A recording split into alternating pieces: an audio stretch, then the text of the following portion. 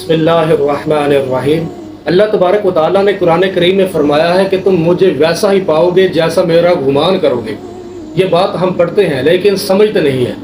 کیا آپ جانتے ہیں کہ جب حضرت موسیٰ علیہ السلام کے پیچھے فوج لگی ہوئی تھی تب کیوں اللہ تبارک و تعالیٰ نے سمندر کو 2 حصوں میں تقسیم کر دیا؟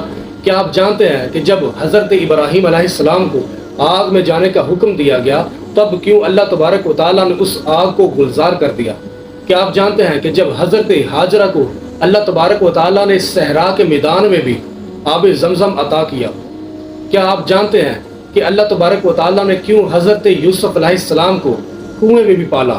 کیا آپ جانتے ہیں کہ کیوں اللہ تبارک و تعالیٰ نے حضرت یونس علیہ السلام کو مچھلی کے پیٹ میں بھی محفوظ رکھا؟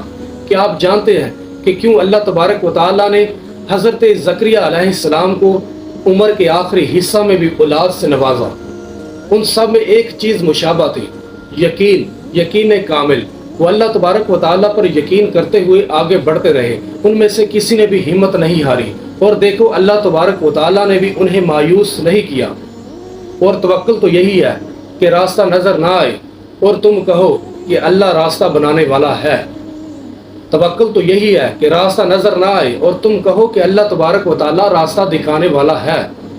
جب تم اچھا گمان کرو گے اور پھر تم سب اچھا ہی پاؤ گے، اور پھر دیکھنا راہیں وہاں سے نکلے گی جہاں سے تمہارا وہم و گمان بھی نہیں جا سکتا ہے۔